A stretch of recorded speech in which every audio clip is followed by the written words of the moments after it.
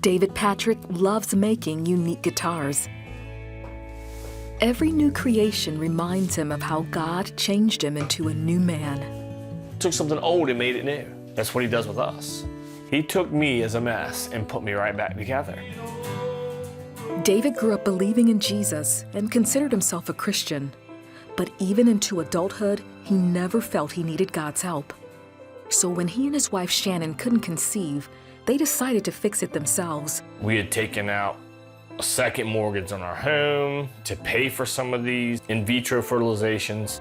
Shannon was on treatments for years without success. As the debt, stress, and frustration continued to mount, Shannon blamed herself. When all your friends around are getting pregnant and you feel like you can't provide your husband with a child or pregnancy, I just felt that something was wrong with me.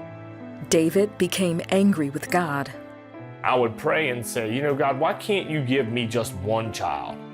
I'm not asking for much. Why can't you just make it happen? You're God, you can speak it into being, you can snap your finger, you can say that it'll happen. The Patricks gave up on the treatments in 2002 and decided to adopt. That same year, David was in an ATV accident. He walked away with internal bruising and doctors prescribed Percocet for the pain. David discovered it had other benefits. It allowed me to escape from the issues of infertility, the issues of how I couldn't provide for my wife what she wanted. He kept taking the meds long after the pain subsided. When the prescription ran out, a friend gave him Oxycontin, a stronger, more addictive painkiller. It was a complete different feeling I'd never experienced before. Too good to describe. But it was a feeling that I knew I wanted to feel again. Now addicted, David started taking money from his dad's auto repair shop, the place he'd been working since he was a teen. His dad, David Sr., noticed a difference in his behavior. His eyes just looked wild every time he started coming into work. And, it's a question, what's wrong? What's going on? At home, David's behavior was erratic, and he and Shannon's relationship became more strained. Then she found his stash. And my heart dropped. I'm like, this is not happening. This is not happening to me. I'm not doing this. I'm done. You're out of my life. I'm not dealing with it. Shannon told him to leave. A week later, David checked into a drug detox and rehab facility.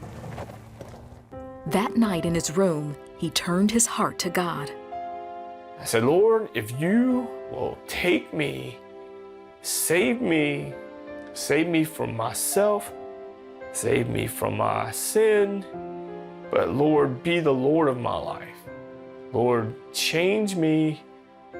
I am yours. It was after I cried out to God, I literally fell into a deep sleep. I remember waking up the next morning, pretty much almost all the withdrawal symptoms were gone. David was discharged into his dad's care. A month later, he returned home on the promise he would attend Narcotics Anonymous. The next thing he had to do was tell his dad about his addiction and the thousands of dollars he stole from the business. He forgave me. He just said, I love you, son. I just want my son to be okay. I just want my son to get better. All of that was forgiven. It was a love that I needed to do because he is my son, but it was the only way for him to start anew. David and Shannon started building their relationship again with each other and God. Then, after 11 years of trying, Shannon gave birth to a baby girl. When she was born, I was just overwhelmed with joy. Just thanking God that I was able to experience a pregnancy. And I just started praising the Lord and just thanking God. Thank you, Lord. And tears going down my face.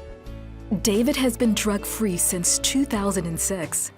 During this time, he and Shannon added to their family with 2 adopted daughters.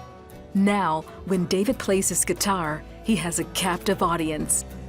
When God changes you, you're changed. When you have an encounter with the Lord, our God, it will change you. It will deliver you.